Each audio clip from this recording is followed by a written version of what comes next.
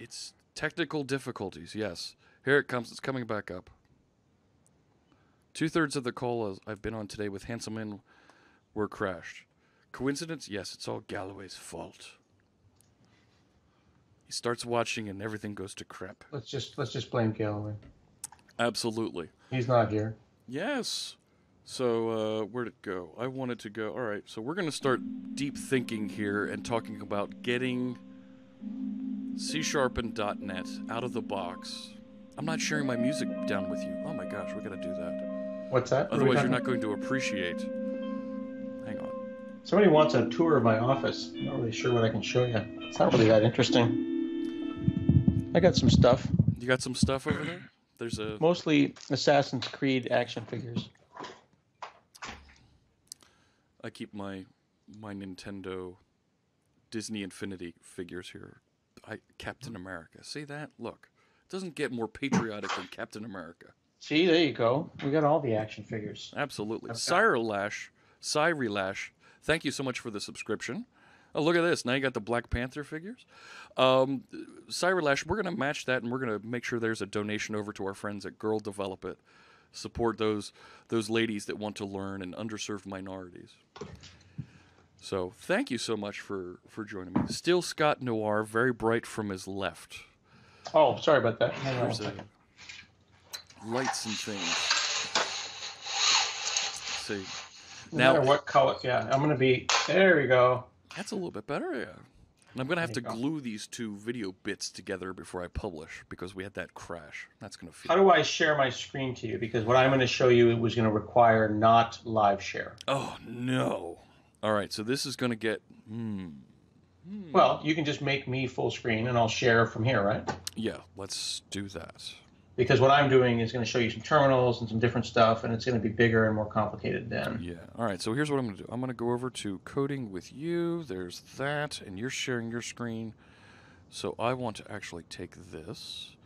Live share is great, but until they can bring it into multiple terminals and a Raspberry Pi, it's not going to be able to be worked. Right. So that's me. So I am going to drop all of my cropping so that we're at full size with you. And I actually, hang on, I just want that top half. Yeah, zoom in on me there. I'm gonna, give me a second. Fritz, come on, man. Actually, wait a sec. No, wait. Ooh, I got an idea. Better idea. Okay, don't crash anything. I made it full screen. I made it big. I know, but I still have to cut it out of Skype here. See how that works? I don't understand how it works because I can't see your screen. Not yet. Yes, I'm going to remove that. And I'm going to take this and move it up here. Oh, come on now. Hey, there I am. Is that me coming in? That's oh, you're going to move me over the top of your thing because you've already got a section of your screen. There we go. All right. And I can turn off the chat. Turn off the chat. Now it's kind of full screen, all Scott all the time there. Ish. And then you've got a not quite version of me in the corner. That's fine. Yeah. All right. We can work with that. All right. Shiny. We don't need any more of you than that. I think that's fair. All right, cool. All right, I can switch back and forth. And then like then you get free picture in picture the other way. Nobody needs to see me. There you go. All right. All right. Are we cool? I think so. This works. All right. Shiny. So okay. So what I wanted to share with you today. Let me bring the browser over here. This is my browser. I'm using a competitive browser. A competitor's browser, but at least you're going to the proper homepage.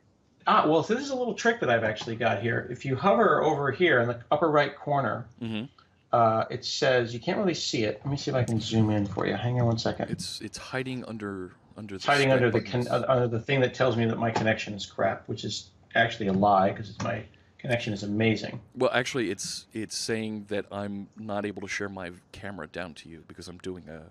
So I have this add-on to Chrome. Yeah. Oh, it's called Bing New Tab. Cool. Forces Chrome to go to Bing, but here's the trick. Yeah. When I type stuff in the thing up here, I hit Enter, goes to Google, so you can actually find stuff on the internet. So it gives you the best of Bing, and it actually Googles for stuff. I use DuckDuckGo, full disclosure. All right, there you go. DuckDuckGo is nice, actually. I had DuckDuckGo, Gabriel Weinberg on my podcast, and DuckDuckGo is lovely. So Philly guy. Is he from Philly? Yeah. Do you use DuckDuckGo? I do. DuckDuckGo cancel minutes. Check this out, kids. 2011. That means 7 years ahead of you, Jeff Fritz, DuckDuckGo user. I was talking with him, and you should check that out. Go check it out. So that brings us to what I was talking about. So this is my podcast site. And actually, just yesterday, I published a really great show about backward compatibility on Xbox. Okay? Right. Now, this system is managed by a back-end system called Simplecast. Okay. Simplecast is a podcast as a service. Okay. Makes sense. So I go in here and I upload it, and it makes me JSON files. Okay. So if I go to api.simplecast, there is a whole, like, here's how you want to get podcasts.json or episodes.json with a podcast ID, and then you pass it an API key. And this returns me podcast. It's basically podcasting backend as a service. Sure. Okay. Okay. So I rewrote my website entirely in Razor Pages. ASP.NET Core 2.1. Yeah. Razor templating. All right. Okay. And this is it live. It's up and running in the Azure. But I'm doing a couple of things that I think are interesting, and you can direct me in the way that you want to go. But I'm pretty happy with how this is working out. So here's a couple of things I got going on. We've got Hanselman It's Core, that's the website. And then I've got Hanselman It's Tests. And you can see I'm doing all of this inside of Visual Studio Code. Yep. And I've got a couple of extensions that make me happy. Oh, and you got a couple other buttons on the left side there, besides extensions. Yeah, exactly. First one is .NET Core Test Explorer. It is a crime against humanity that this does not have millions of downloads. Okay. This says 31,000 downloads. That is a crime. It needs to be millions. Okay? Millions and millions. Millions and millions. We'll talk about that. I've got the Docker one, Docker plugin. And then I've got via SlideShare. Where's the other? Here, this one here. Coverage Gutters. Coverage Gutters. Not a glamorous name. But what Coverage Gutters does is it works combined with a couple of other things that I've added on. So here's my site. We'll talk about that in a little bit. Let's just look at a test, an example test, basic test. I'm looking at that red and green block that you had next to the line numbers. I know. Hang on. It's going to be good. Here's me testing things. No, please. So here's me testing the main page. Okay. So, hey, main page, I want to call a get with nothing passed in. So this is like the home page. Well, is it a result? Assert that it's not null. Cool. All right. Are we actually on the home page? Cool. Assert that. Did we get 16 pages showing on the home page? Cool. That would be success because I have a grid of 4x4. Okay. Is the last show, with my test data, show number 620? Okay. I can go and run that test directly from Visual Studio Code. You see I get a nice little green checkbox there. Oh, the code lens features. Yeah, I love that stuff. This actually comes from that Test Explorer. Oh, I can also adds that. I can put a breakpoint here and say debug test, and look at the command line. Look what's down here.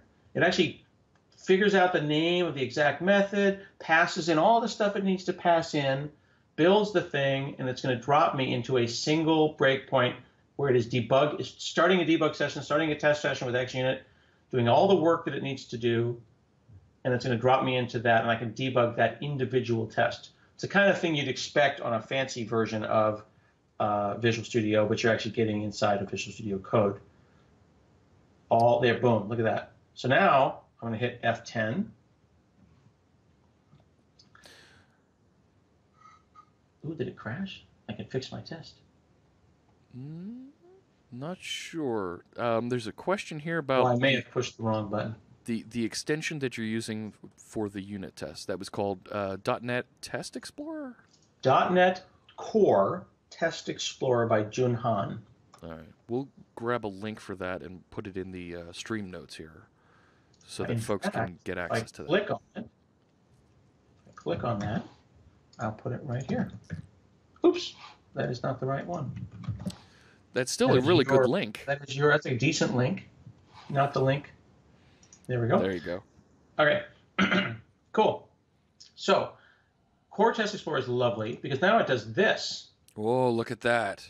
Look at that. So it's gone and discovered my tests. Now look at this.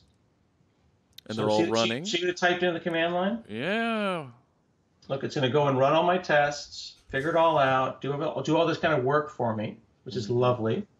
And then each of these will go and switch and go green, green, green, green, green in a second here. Cool. I have 16 tests right now. There we go. 16 tests, 9 seconds. Cool. All right.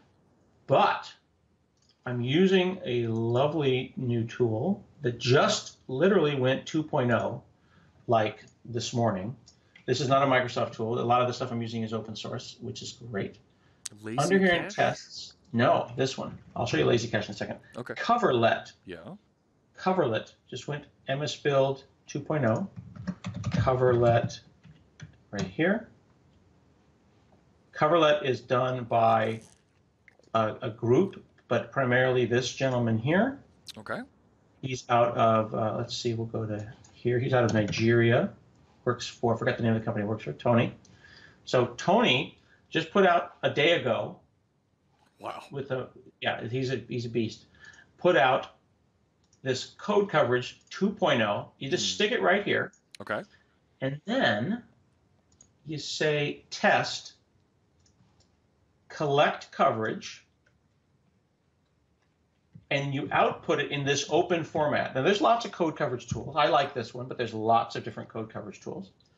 And we're doing LCOV, this open coverage tool. There's different formats. And it's going to go and output that into this folder. And it's going to tell me, here's the format. Hey, how many times did this line run? Did this line run 52 times? Or did this line run 1 time? 0 or in some of those or cases. 0. Yeah. I nothing ran here. Okay? Okay. I'm looking at Brad Wilson saying something here. Dirty tests? I don't know what he's talking about. No swearing on stream. Yeah. Did I swear? No. He's joking about dirty tests. What's a dirty test? We're good. What is that? No, what does that actually mean? Oh, he's just talking. He says, don't worry about him. Okay, cool. So let me go back over to my page. Okay, check this out. See, this is showing my test coverage. Yep. All right.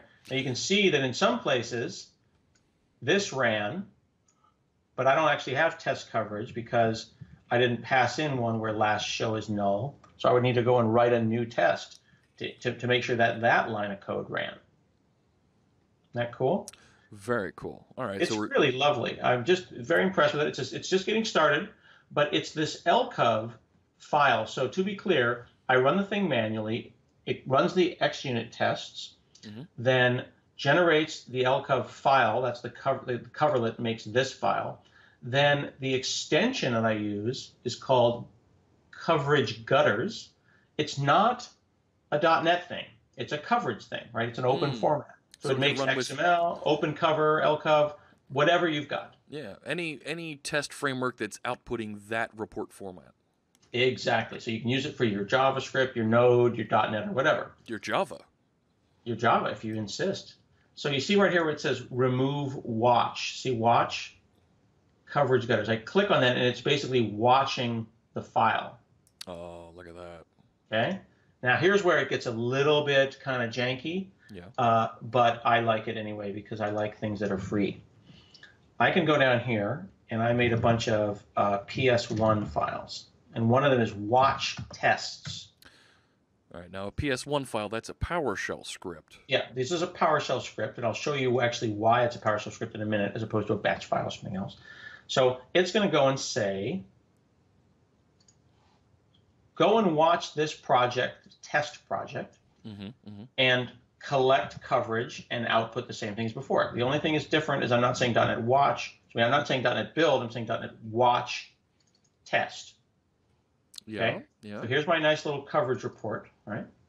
So I could go in here and maybe I can write another test.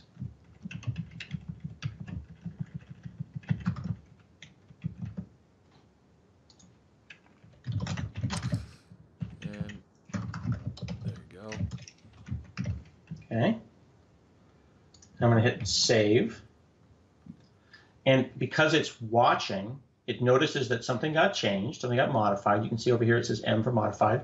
It's going to go and build and run that test for me. Now, this isn't super fast, right? We're looking at 10 seconds.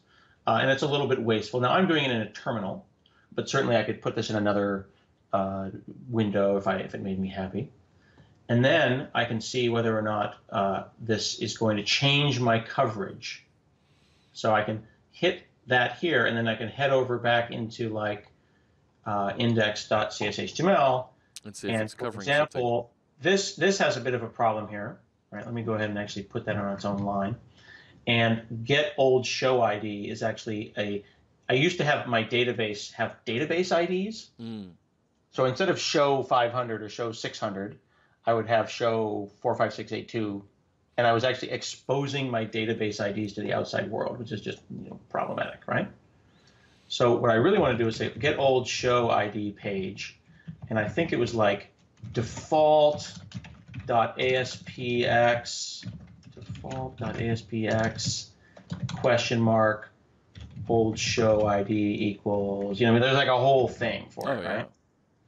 And I basically have a rewrite code that goes and figures that out.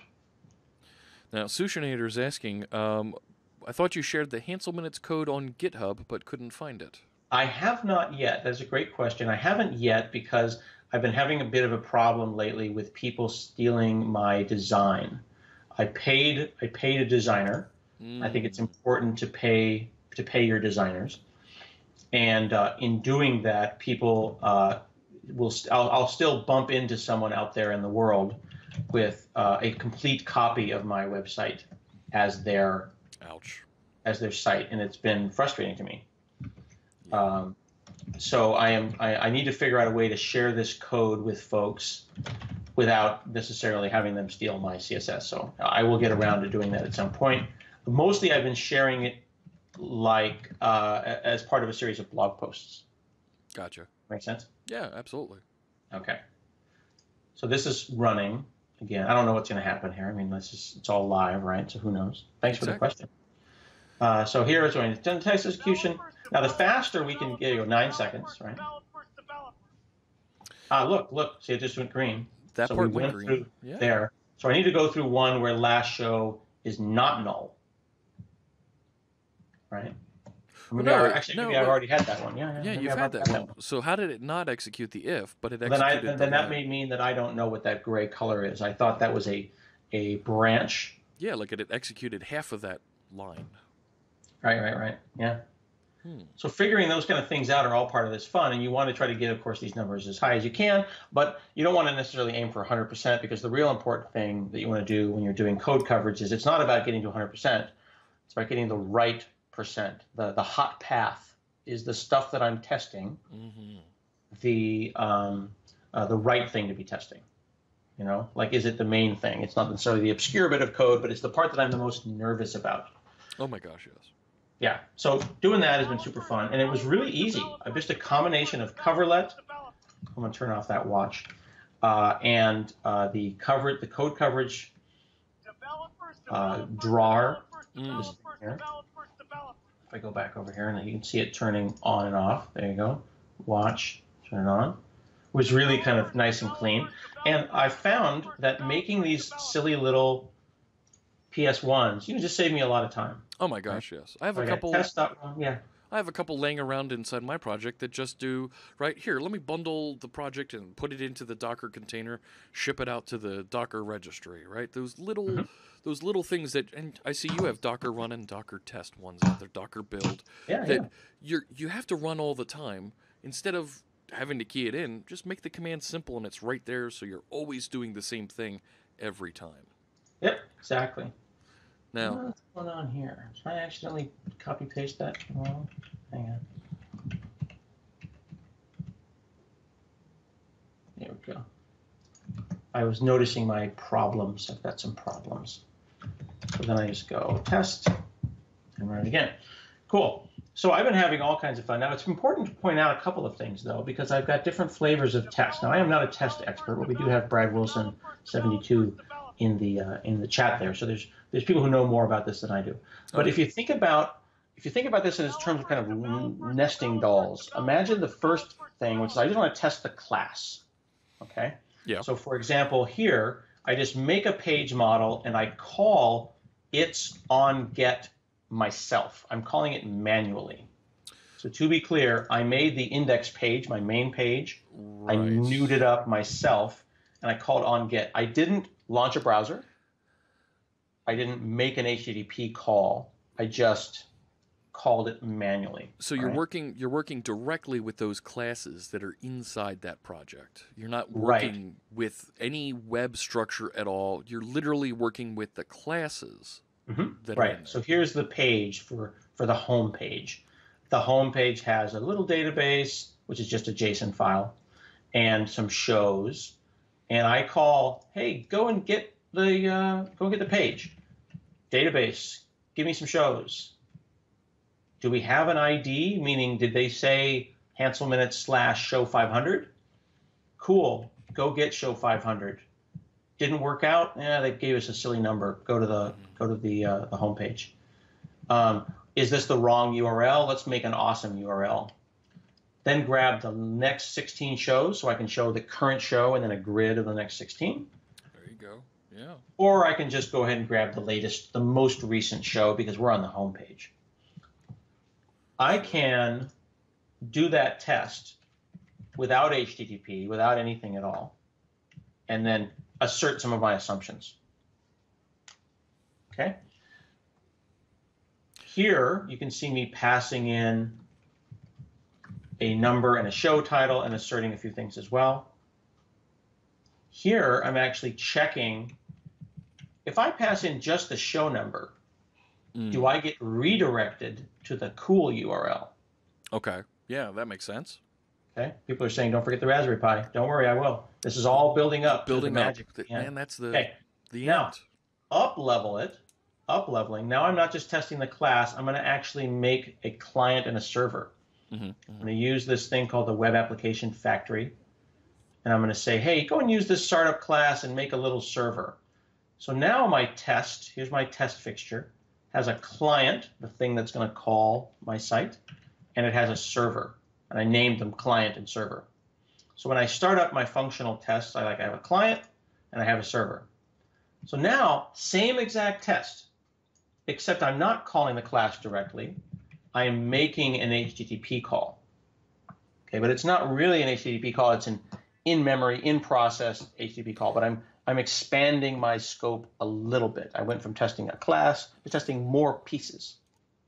Yeah, so now you're reaching through a faux network into a faux web server that's actually doing some of that processing. Right. A silly but good example is, I want to test my tires on my car. I can take the tires off. I can look at the rubber tires. I can put them in water and make sure they don't leak. That's a unit test. Then I can put the tires on the car and spin them while the car is up on blocks and see if they still spin. Are they straight? Getting into more of a functional test. Then I can drive the car. That's more of an integration test. Okay? So this is doing a functional test, and I can go and look at the actual HTTP result of that. Okay? But then I can go even farther out, farther, do other different cool stuff. Like here I'm saying, well, go and create a client. Don't auto-redirect. If they send a redirect, don't auto-redirect, because I want to look at the response code and see if there was a real redirect. So I'm actually changing the behavior of the client however I want to. And I can even do testing over SSL, which is cool. Now, the next step that I haven't done yet would be automating the browser with maybe something like Selenium. And I haven't done that yet. All right. That makes sense? Yeah. All right. Yeah. Okay, so you had talked about testing this kind of stuff. Let's just do a .NET run real quick. Okay. Oops. So see, it says can't find a project. You're in the wrong project folder. Right. Well, it's because there's two places. There's there's the project page, and there's the test page. Okay, so I'm going to go down into that project. I'll make this a little bit bigger font here for you. Oh yeah, thank you. You're welcome. That also gets it above the Skype buttons there at the bottom. Yeah. Well, I can even do this. Oh, look at that. Much better. Oh my gosh, It's like we've done this before. I apologize. Should have been clearer. All right. So here we go. So I'm going to go and do that. Now see, it's on 2 ports. It's listening on port 5000, but then it's going to go and redirect me to port 5001 because I'm doing SSL, because we want to do everything in SSL. So I'll just hit that. Oh yeah. Okay.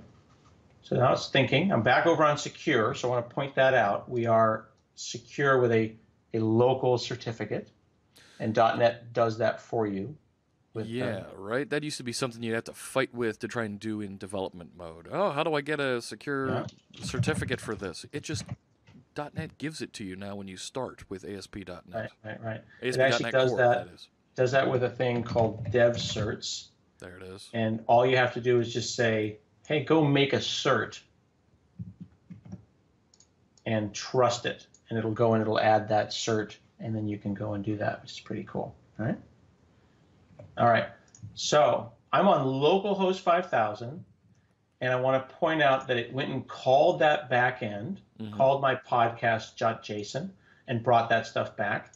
And now every time I hit that, let's go and say localhost 5000 episodes. I'm now hitting that local thing. You notice you're not seeing any calls, though. Notice how what's you it saw doing? one call? It's caching that. And you called out a really cool thing that was called lazy cache. Let's go and look at that real quick, because that's a fun little tool. And all of this has been written up on my blog over the last several months, so I'd encourage you to check it out. I'm using a great open source tool called Lazy Cache. They just came out with a beta of their 2.0 beta just a couple of days ago, so I've upgraded to that. In my little thing that calls my my back end, I've got a little client here, okay? And what I do is I say, hey, it's a Simplecast, and go get the key out of the API, and then call that URL when you want to get the shows. And it just says, hey, get the show. Was it successful? All right, it's cool. It's a list of shows. Okay. So it's a get me a list of shows. It's converting it from that JSON format that it's returning into a C# object that we know how to interact with here in code. Yeah, and let me actually show you something cool. So here is the JSON. This is an example of what it looks like. So you took a snapshot of one of those fetches, so you had something to reference.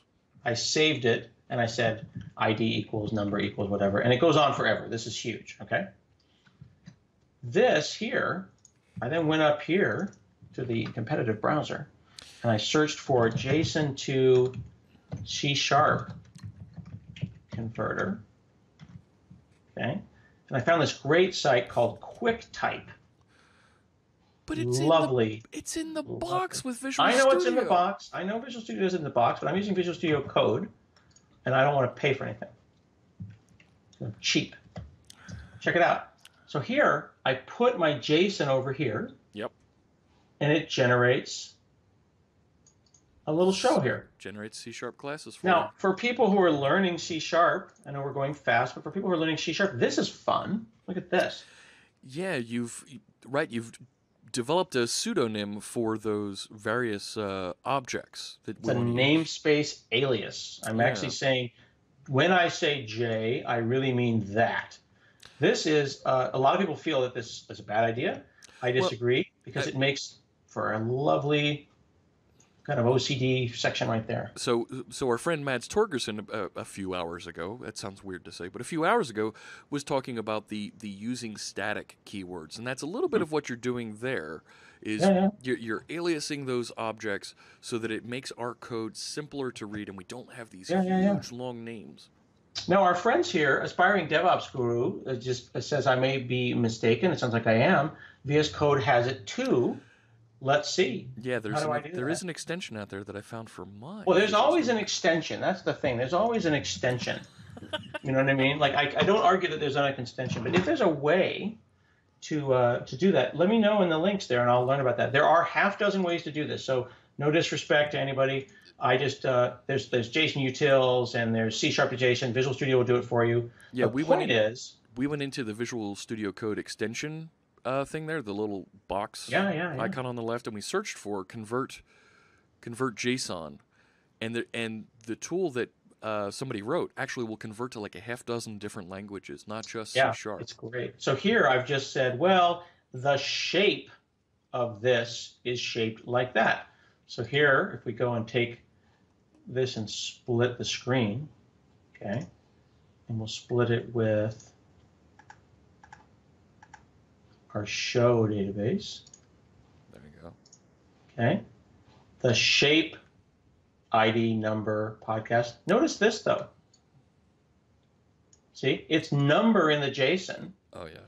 But it's show number here. So someone has just showed us this. Yeah, it looks like QuickType the website. Is QuickType the extension. QuickType the extension, which is going to make my life easier. Look how lovely that is. Yeah, this is what we were looking at. There you go. So look at this. Here they are. Paste JSON as code. I think we know who Program with Dan is. That's nice. Look at that. So this is basically what I showed as an extension, which is quite clever. Because, you know, when you build something like QuickType, you've got a back end that does the work for you. Here they've gone and wrapped that into a lovely extension for VS Code. Very nice. Thank you for sharing that, Aspiring DevOps and Sushi Natur. Sushi Natur? No, Sushi Natur. I think it's Natur. No, as in I'm making a kitchen appliance that makes sushi is the Sushi Natur. But it shouldn't have a U at the end. It should be Natur. I don't know. And I think they will let us know if he or she is a sushi nader. It is spoken that way. Very exciting. And Program with Dan, I think, is that our friend Dan Wallin hanging in the chat room? Oh, someone else had sushi nader. Tragedy. Yeah, someone said it's in the UK. They just add random U's to stuff in the UK. That was probably what the issue was. Ooh, this is interesting. I think we know what I was having a problem with that color thing. Look at this. See how I have lcov.info.info. Oh, look at that. Hang on. We just found a bug here. I'm going to delete those two. And let it regenerate? And I want to find out what's going on, because I think what's going on is something interesting. Let's go ahead and get out of here. And I'm going to say test real quick. Because this was a thing that was going on with Coverlet for a while. It was creating some different file names that I was confused about. It was like, do you include the extension? Do you not include the extension? So I might need to fix that. And that would explain if I was watching one, but another was updating. Yeah, there you go. lcov.info. I suspect that one of my test says lcov, and my watch tests does it say lcov? Says .info. See? Yank that. So the reason it didn't work before is my file name. The extension is automatic. So that's exciting. Okay. And let's look here and just see how we're doing. This is my functional test. We added one. My unit test here, I put on a new line. And my watch test. So here I have a commit. Now what I'm going to do, if you can see down in the corner there, I'm holding up my keys. Okay. Yeah. All right. This is a UB key. Yeah, doing that security deal. Now I'm going to plug this in because you don't want people trying to pretend to be you on the more fixes. Someone was pretending to be me on GitHub. I don't like that feeling at all. No. So I'm going to go and commit that. Okay, and it's going to pop up a PIN number, and I'm going to do a verified commit. Yeah. Isn't that cool? Very cool. So then I'm going to say, see, I'm on main. I'm going to say git push from main. They said music is on, Jeff. Is that appropriate? Yes, it was. There's music? I had. Oh, am I not sharing the audio back to you? I probably. I'm good. I don't need it. I don't need that much music. I would prefer no music. I had the Brady Bunch suspenseful music going here for you. So look at this. 26 seconds ago, verified signature. It's really neat. Not some poser. Just this once. Now there's a question there saying, what are the other icons? Well, we got a couple of things going on here, right? We've got the main branch. No. To the on the on the left these icons. Yes. This is the extensions. This is the Test Explorer. And this is the F# outliner called Ionide. There you go. Yeah, that's pretty cool. Okay, so we fixed that PS1 stuff. Let's get into some meat here. This Docker file. Now, you saw me run this, right? We ran it on port 5000, right? That was local on Windows. Sure. Okay. Here, I made a Docker file, and I said, I'm going to go ahead and build inside the Docker file. I'm going to use the .NET 2.1 SDK. We're going to build in there. I'm going to copy my CS proj over, just my CS proj, and run .NET restore. This happens as a step, right? Am I correct in understanding that? It's well, it's 4 steps, but yes, right. Well, let me rephrase. I am conceptually putting a space between each kind of like image step, but this is kind of one that gets cached. Right. At the conclusion of each one of those lines, it caches an intermediate version of the container image. Right. So the trick here is to copy your CS proj over, do your .NET restore, so that when .NET build runs, your restore is all set to go. And by virtue of the fact that you copied CS projects and solutions, you're telling Docker what to care about. That way, it doesn't run a .NET restore every single time you change a little bit of code. You only get a .NET restore when one of these 3 files changes. Exactly. Isn't that nice? Love that. Yeah. Now, someone's saying no restore on that build. I don't believe I need a no restore because of what I just described. Because this restore is cached, this does the right thing. I could be wrong, but that's been my experience. It does typically do the right thing, and it doesn't hurt to add the -- no restore. It's because of the explicit restore here. Because of the explicit, yeah. But the trick here is I'm not copying star.star. Therefore, Docker's not worrying about star.star. Exactly. Yeah. Right. And this is a really interesting one, and actually the system's complaining about it. You're only allowed to have one entry point. Oops. You're only allowed to have one entry point. And it's saying, well, yeah, it's not good. You can only have one entry point. Be careful. Okay. Well, this is actually the entry point happens at the end, so the entry point becomes an implied run if it is the last thing in a row. Okay. Okay. Glenn's in the chat room, and he's saying it might be marginally faster with no restore, milliseconds. Okay. I'm not too worried about it, but that is good to know. I think that from a clarity perspective, this is a good best practice, but if Glenn thinks it's not, then we will change the docs to reflect that. Here is an interesting one. Notice that I'm actually explicitly calling test here. But Rich Lander came up with this idea, which is quite clever. He's saying, let's name this test runner. Setting an entry point is a no-op. It doesn't do anything. It doesn't actually run the test. Okay. But it allows me to talk about test runner elsewhere. I can go and run my tests in Docker at the command line and then say, don't run the whole thing. Just run that target. Huh? Isn't that cool? Hang on. So go back to the Docker file. Right. So you're specifying a -- target equals test runner. So you're saying stop. Is it saying stop? It runs up to this point. I'm pulling the image to that point. Okay. And then when I go and I run it, I'm tagging that image podcast:test. Not podcast, which would be my regular image, but podcast:test. Right. That :test is the label. Tagging the results of that build. Yeah. Labeling the results of that build. Then I say, hey, go and run podcast:test, which has an entry point that we set. Yep. And here's the fun part. Look at this. Look at the volume mapping. I'm saying, hey, punch a hole on the Linux world, make a folder called test results equal to this folder here. Right. We would typically mount that if it was like a network share, right? We're mounting this physical location on disk into that virtual location inside the Linux container. Right. It's almost like opening a port, but we're not opening a port. We're opening a volume. We're mapping a volume. Okay.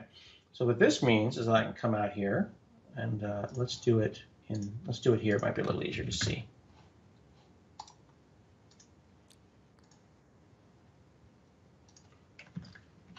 There we go. Is that adequate? Oh, yeah. Okay. So here, we're going to go and build.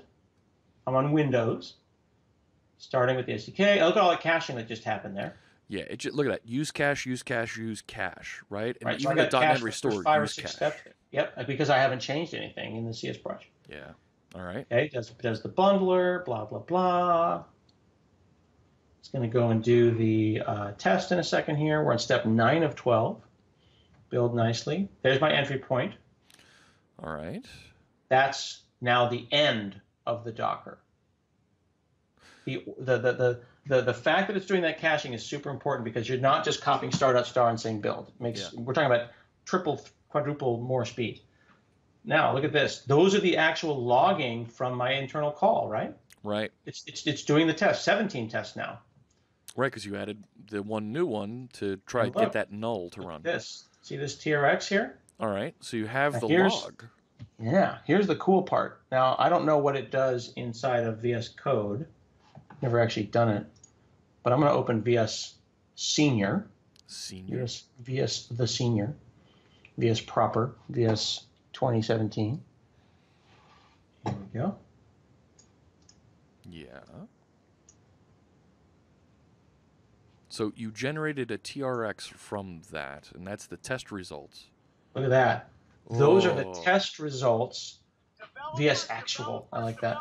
These are the test results from inside of that. Now I could theoretically then go and do code coverage results, etc. as well. Oh yeah. Right. So that's kind of cool. The idea that I could have very, very reliable testing going on the Docker side. So let's do that again. Let's look at our PS1s. I'm going to say Docker run. All right. And while that's happening, let's take a look at what Docker run does. Oh, so it's just podcast, right? Yeah, start the application and host that website. Yep, and it says port 8000 on the outside is port 80 on the inside. Right, always outside to in, right? So the host machine is 8000, but the guest, what's inside the container, it's port 80. Exactly. So now go to here and we say port 8000. So GA Progman asks, do you recommend using that pattern with multiple entry points in a single Docker file and calling individual containers for other projects, or is this something you're trying out? I like this practice. I believe that what is called the multi-stage Docker file is correct. If you look at Alex Ellis's blog, Alex Ellis is the gentleman who inspired me to do that Kubernetes work, to go and make the Kubernetes Raspberry Pi collection. Yeah. Alex is a Docker captain and he works at VMware. He's just a wealth of information around Docker. Years ago, a while back, March of last year, he talked about a build pattern where people can go and do multi-stage builds. This is not a hack. This is a real thing. Yeah. Okay. Yeah. And he talks about this pattern that people built, where we used to have one Docker file for building and one Docker file for testing. Multi-stage Docker files is a good thing and a smart thing. So I definitely recommend it. I don't think it's controversial at all, and I'm really enjoying the workflow. Now here's where things get like super interesting. Okay, so we saw that that's running and it works great. Yep. So I've got Docker run, Docker test, blah blah blah. And you saw how fast it started. Okay. Oh yeah. And actually, let's do this. Let's just make a small change. I'm going to add just a space. So we made a code change here. Okay. Different file. Yep. Look at it. Okay. So Docker. That Docker tilde run. 1 is indicating Git sees that there's a change there. Yeah. It's already running. Need to shut it off. How do I do that? I thought it's running in another terminal probably. I started it over here. Yeah, you had it running in PowerShell.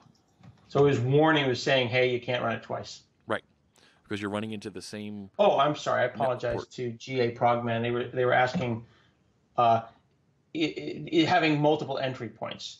I think the multiple entry point thing is interesting because it allows me to get the test results that I want And it's the only way to do volume mounting. The real issue is that you can't do volume mounting in a build. Docker build volume mounting is not yet a thing, which means if I could have the test run as part of the build and spit it out as a result of the build, I wouldn't need that extra one. I have to do 2 steps right now. See? What people want, and they've wanted since 2015, is the ability to go and build their images and volume map so that the logs and the results come out. Okay?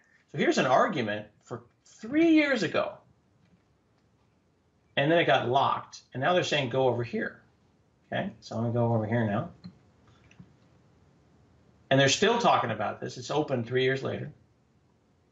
2 days ago, I would love to see this feature so that unit test results files can be exported. Exactly what you just showed us.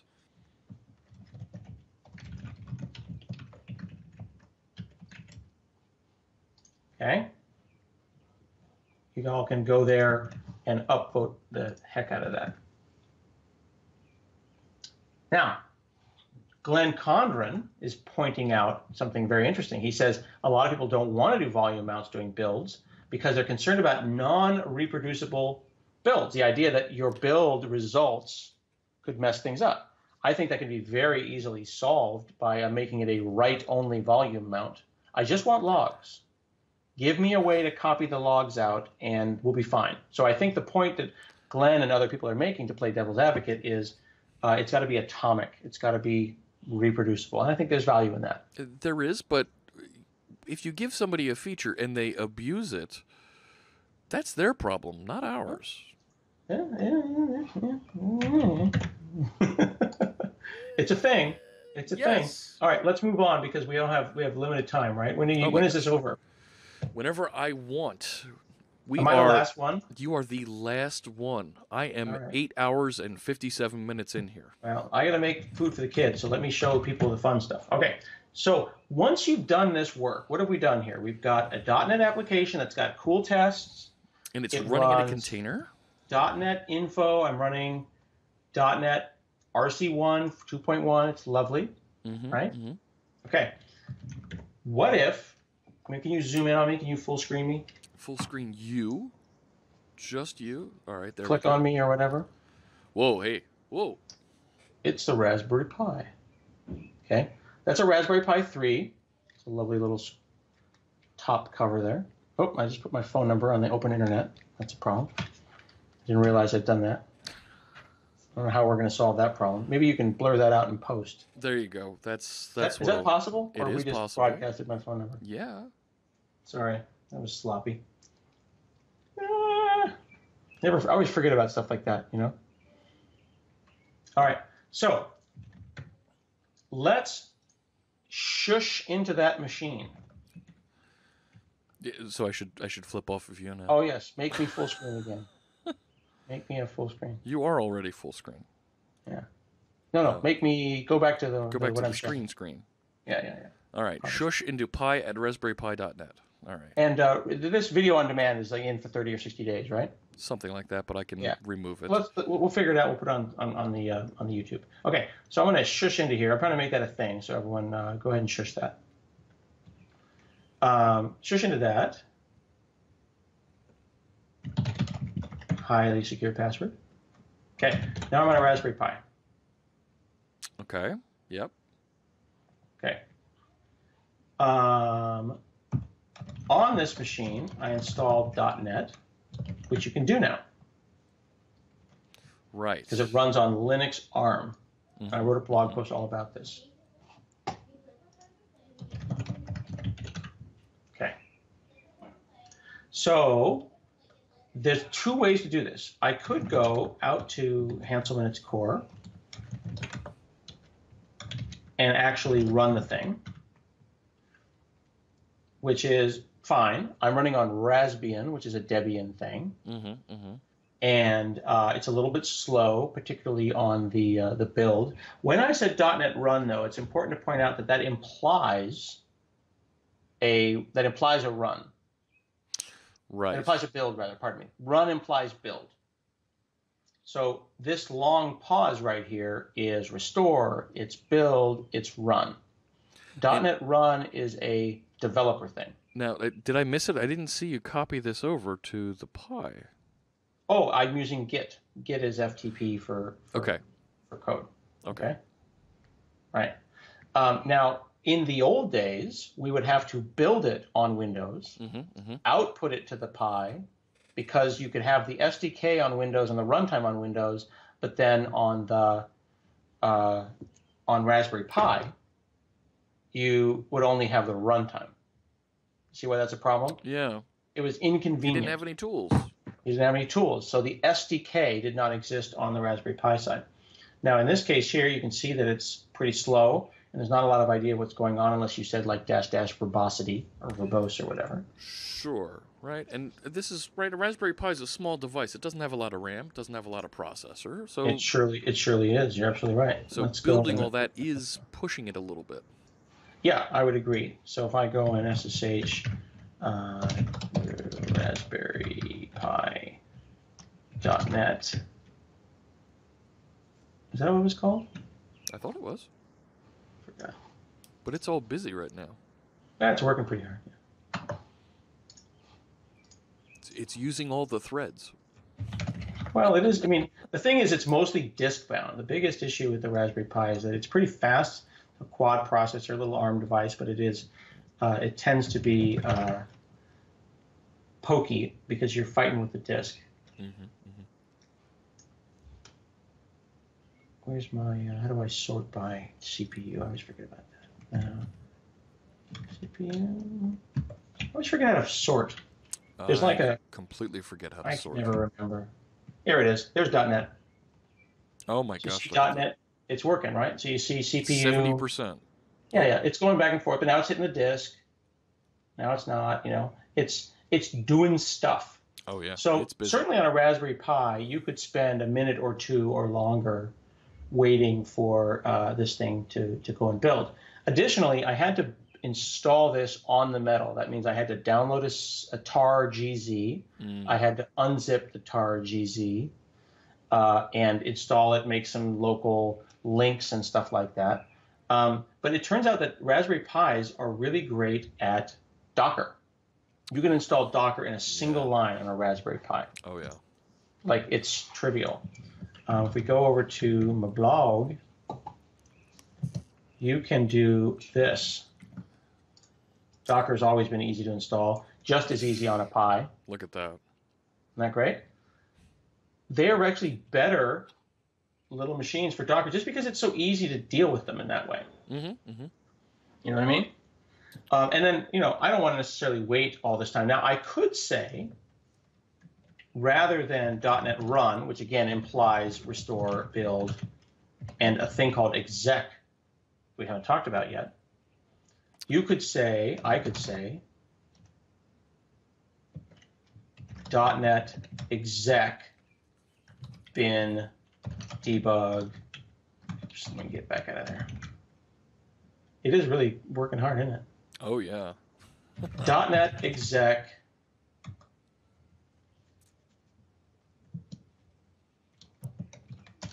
Bin. This is the result. Actually, I need to go down one folder. That's the website. Yeah.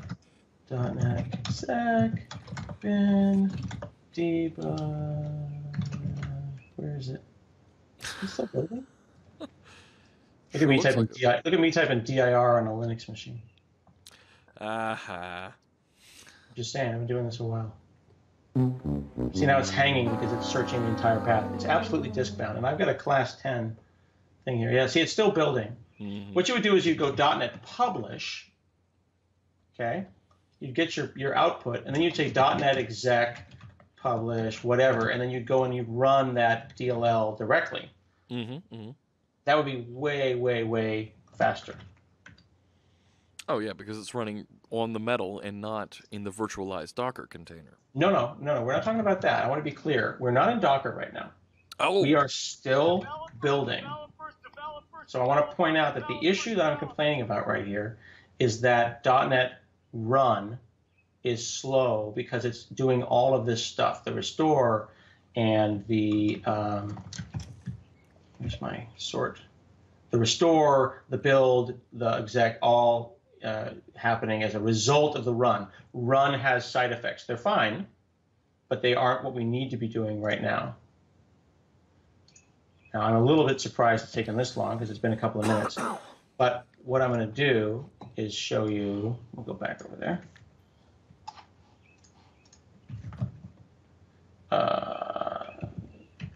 There we go.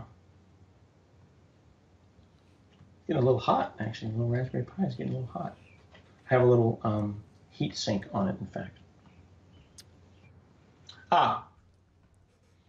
Right, .NET whatever. Evolved. You can say .NET whatever DLL.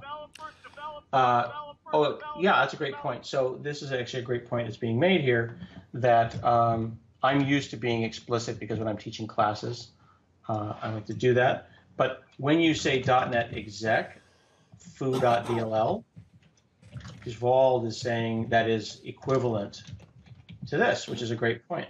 Yep. Yep. Now, I'm going to find out why that's taken so long. Getting a little frustrated now. I've actually been doing most of my work in Docker, which again gets to that point about caching, right? Yeah. Hey, I want to thank Code Pagoda for that subscription just now. We'll match that subscription, make sure that's a donation over to our friends at Girl Develop It so we can support women and other underserved minorities who can learn how to code like we are here on stream. Thanks so much, Code Pagoda. Very nice. How do you do that? That's like a subscription I can sign up for? So if you have an Amazon Prime subscription, you actually get a Twitch Prime subscription free. And Twitch Prime will eliminate all the ads you might see while you're watching a streamer like here. Okay. But as a Twitch Prime subscriber, you get to subscribe to one channel for free. When you subscribe to the channel, the streamer gets a little kickback, gets a little payment, and you, as the subscriber, get access to some additional features depending on the different streams. Subscribers on my stream, Scott, get access to the .NET bot as an emote that they can use in the chat rooms. That's cool. And I think I remember my son told me that if you do Twitch Prime, you get like stuff in games. You get pants and clothes and things. Yep, there's other things that they offer. You get free Fortnite packs with all kinds of skins and clothes and things. Absolutely. Okay. So I may have to stop the .NET run if it's going to take like 5-7 minutes or whatever. But if I go Docker images, you can take a look at this. Oh, look at that. You got a couple of ASP.NET apps running there. Right. So I can go and run samples with Docker directly. So if I go up here and say something like, where's the sample? We just got another subscription from JRack19. Thank you for that. We'll match that and get another donation over to Girl Develop It. Very cool. So here I am saying Docker run. Yep. And look at this. This is really interesting. See how it says exec format error? Because it's bringing down x86 and it's trying to run it on ARM. Right? Yeah. Now those samples may have been updated since I did this because those may be the 2.0 samples. Look, so now I just brought down 2.1 samples, which might be newer and might actually not. And look, and then it works. So let's explore that for a second. I just said Docker run .NET samples .NET app. Okay, that was here. .NET samples .NET app from 2 days ago. No, 9 days ago. Okay, before the 2.1 RC went out. Before the 2.1 RC. Now 2.1 RC was updated. Yeah. To include what are called multi-arch or multi-architecture .NET, multi-architecture Docker files. So now the .NET SDK and .NET runtime, these guys here, are smart. Now I can be explicit and say, well, go and use the slim one for .NET. I can do that, right? Okay. But here now it worked, and there's the .NET bot in ASCII. Yeah. Okay. Simple sample. Yeah. Pretty easy. Now look at this here. So here I said .NET run. Oops. Where'd it go? Oh, did I just close that? I think you may have, yeah. Yeah, crap. Anyway, it said that it couldn't find a compatible framework when I was going and doing that. Let me go back over here. And I was running this. So let's go and say VI, whatever. This is a .NET Core app, and I've got .NET Core here. You know, I would go and need to figure out how to debug that and make sure that all of the things that I wanted, I needed to go in .NET Restore, all that kind of crap. Dealing with the metal, especially on a slow machine like this, can be extremely frustrating. Like I would need to go and make one change. And test and test. And then go and test and test and test. No. Which can be a little bit frustrating. So let me try this. Just make sure we get the latest whatnot here. Okay. And I'm going to say instead, Docker run, Docker test, etc. Right? Oh, yeah. However, those are PowerShell. Check this out. PowerShell runs on Linux. PowerShell runs on Linux because PowerShell is actually written in .NET, which is .NET Core. So this is PowerShell on a Raspberry Pi doing the things I want to do, running Linux. Okay, so here I am.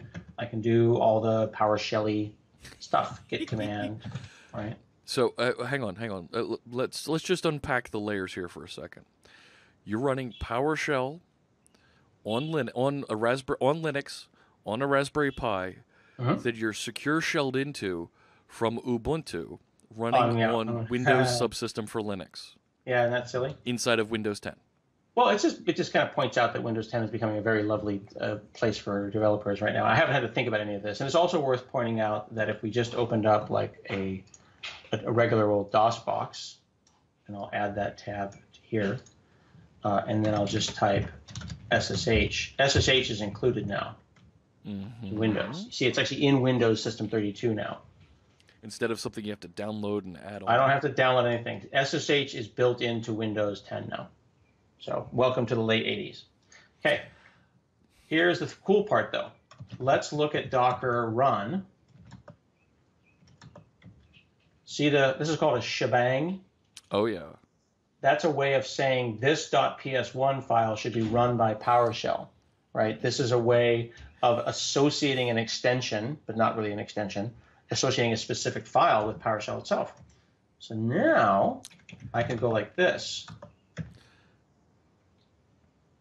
GA Progman asks, is that the standard command prompt? I didn't know it could do tabs. That is a good question. So let me show you. So I'm going to just open up, while we're doing this, I'm going to open up Windows settings. I'm on the Windows Insiders, as you can be.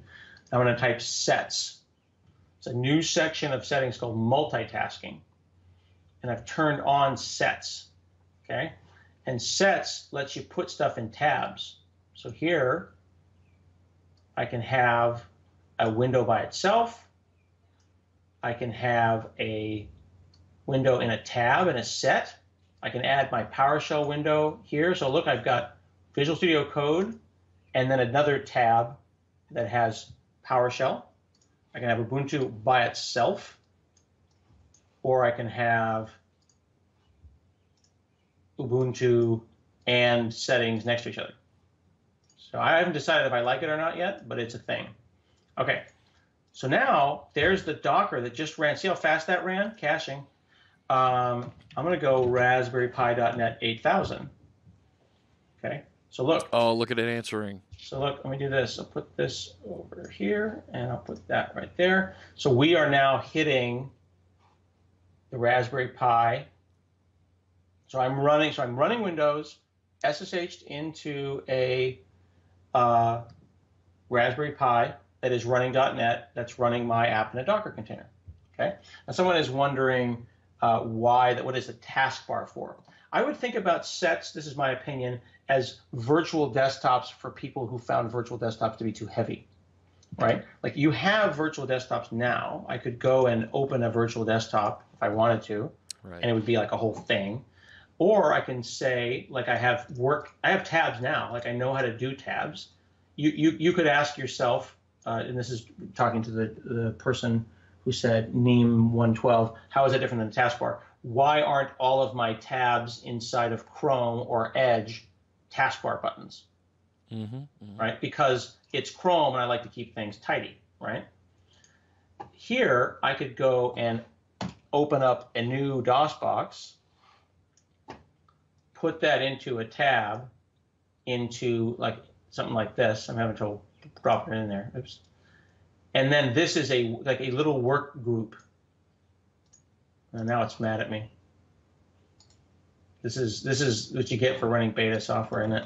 Mm-hmm. Mm-hmm.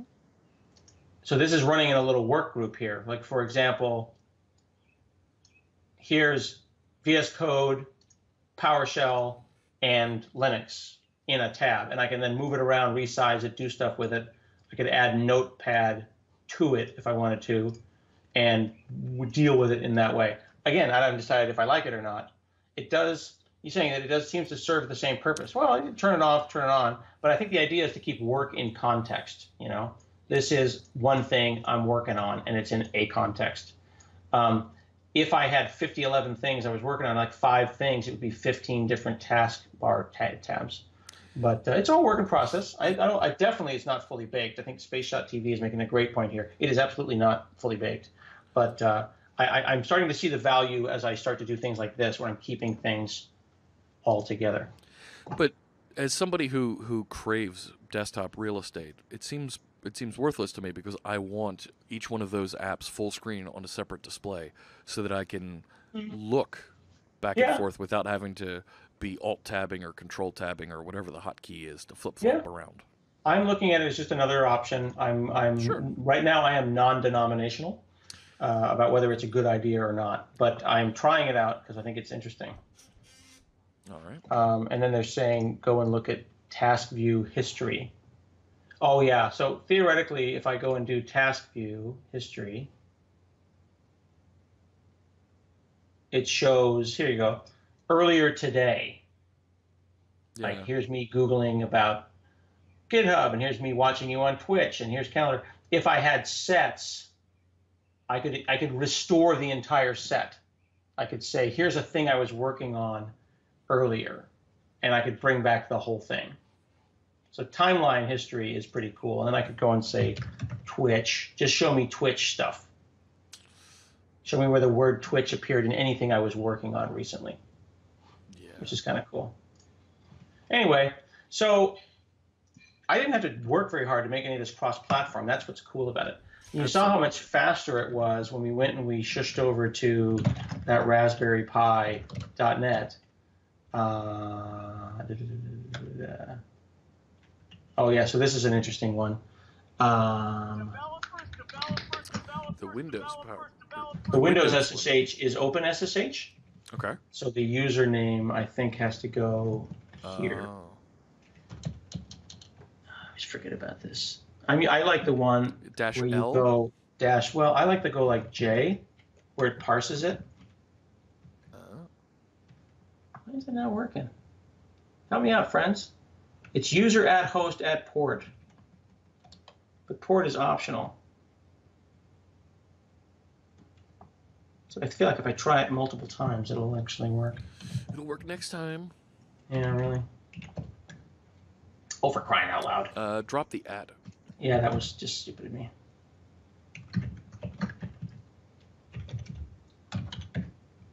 Might be on the wrong network. Anyway, I've got VPN issues as well. Anyway, so I'm enjoying this. It was pretty fun to be able to work on this. It was not hard to get it running on Docker. I was 15 minutes. It was not that big of a deal. Cool. So, yeah, I'm currently kind of still working on that and trying to figure it out. I do want to go back to my Raspberry Pi when I get off the phone with you and figure out why that build failed. Just because I'm interested. SSH. It may have been a point-in-time thing, but it also gets to the point of, like, I can do that, but waiting like 9 minutes like that is just, you get the caching benefit on Docker. So I'm really finding Docker to be a lot easier. Better for that. Yeah. Well, one other thing, dude. One other thing. Let me show you this. This is cool. Yeah. So if you want to try out .NET, but you don't want to mess up your machine, you're afraid it'll mess up your machine. It won't mess up your machine. You can do this. Let me give you something here. Check this out. I will open another. Let me do this. Okay, let's say I have a machine that has Docker on it, but not .NET. Look at that. Yes. See how quickly I got that working? It was almost impossibly fast. Okay. You say Docker run Microsoft.NET 2.1 SDK, it drops you in because you said .it interactive terminal, and now I am inside of Debian already instantly, and I can go and mess around, and I could go and make dir Fritz .NET new console. Oh yeah. .NET run, and then hello world. And this also shows you how much faster a actual computer is versus a Raspberry Pi. Sure. Isn't that cool? Oh, yeah. And we started the day with Maria looking at try.net and how easy it was for folks to get started, and they could try some of the demos we showed with some of our pair programming guests throughout the day right there on try. So that was pretty cool. Yeah. So that right there, that one line is a way that anyone who, I'll just paste that in the chat. I was going to say, can you push that up Boom. over there? If anybody's got that, if anybody's got that, that got Docker on their machine, without installing anything, you can go and try that right now, and you can goof around. Oh, yeah. Right? Yeah. Now, GA Program is making a really interesting point that'll get you. You maybe should have Jess Frizzell on sometime if you want to know about like the most Dockery person, the most expert Dockery person that I've ever met. Jess Frizzell knows more about Docker than probably anyone on the planet. And if you go to her Jess Fraz Docker files folder, okay, what she has done is she runs everything in her life in a container on Docker. Look at this. So you want to run Audacity, or look at this, the Azure CLI as a Docker file, right? Look at this. She's gone and custom written all this stuff. Look at this. Isn't that crazy? So I could go and like take that, right? Go over here.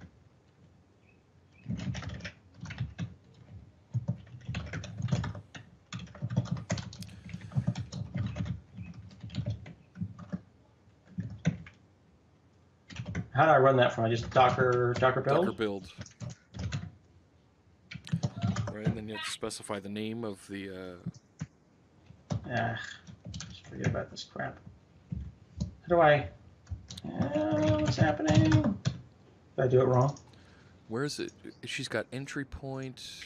That should work.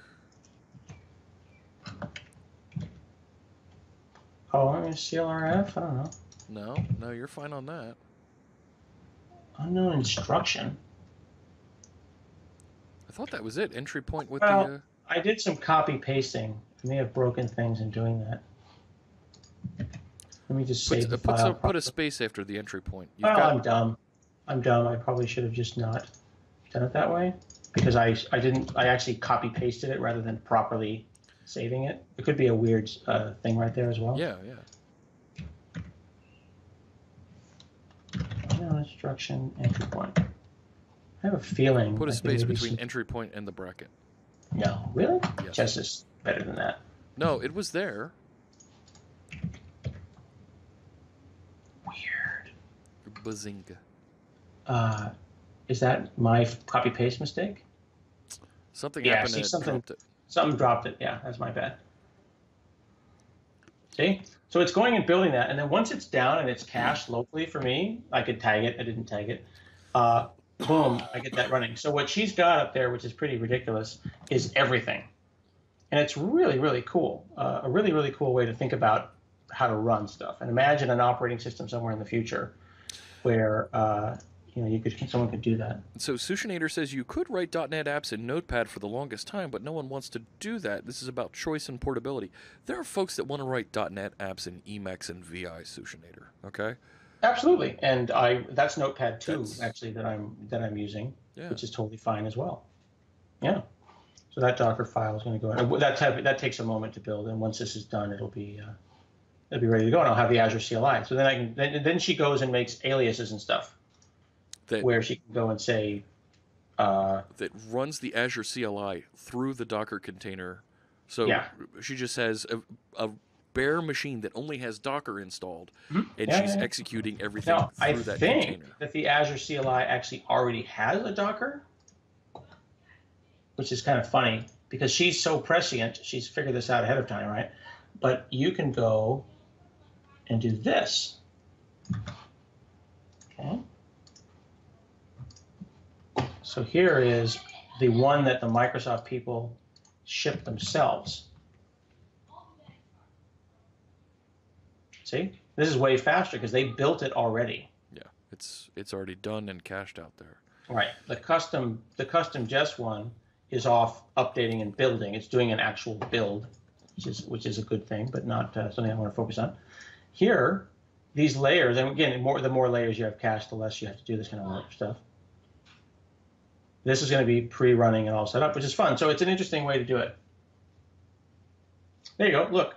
So now there's AZ. Look at that. And that took me, what, 10 seconds? Now, is that... did that... Hang on. Back up. Is that running from within the Docker container? Or is yes. That is running inside of Docker on that machine. And in fact, if I go, I could figure out, like, what is this running on? This is probably running Debian or it could be Alpine. I could go and figure that out. LSP release. So it set up the AZ alias for you? No. Well, yes, it's not. I'm not in Windows, right? I'm in its universe. Okay, hang on. So I missed that. You started running the container. I went Docker run Azure CLI. That's where I missed it.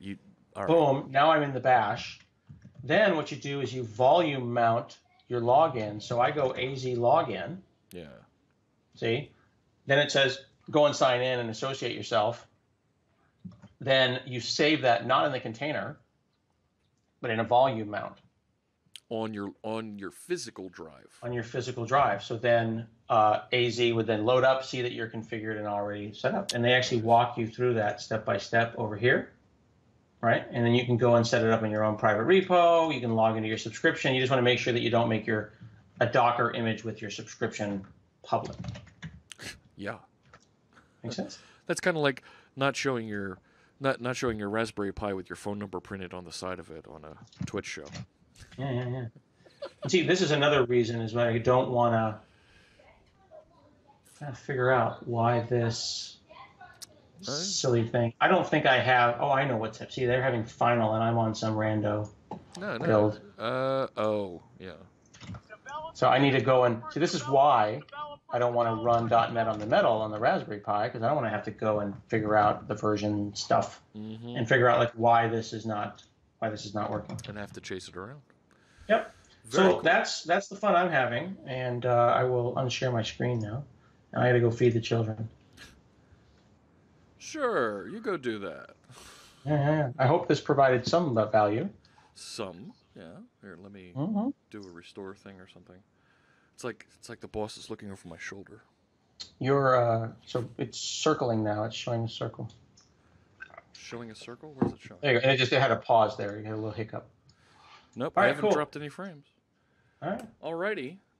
Thank you, friends. This has been a huge, long day. So thanks so much for joining us. You've done a hell of a thing here, and I hope people appreciate the work that you put into it. Oh, yeah. So I'm going to, when we finish up here, I'm going to go and download those two versions of the video that we have. I'm going to edit and remove somebody's phone number from the one, glue it back together again, and then we'll update the whole thing back to YouTube. So. That'd be great. Yeah, if you can fix that phone number thing for me ASAP, that'd be great. Yeah, I will do that. It has been a very long day. Thanks so much, everybody, for joining us. So this was my 9-hour C# workshop. And I was thinking it'd be really cool if we did a 24-hour one for the .NET Core 3 release. But we'll have to talk about that in 2019 when that finally happens. Yeah. But cool. All right, thanks, everybody, for joining. Thank you, Scott. And that's going to do it for me. I'm so thrilled that everybody tuned in, followed along. I'll see you all tomorrow morning. We're going to get back to some ASP.NET Core coding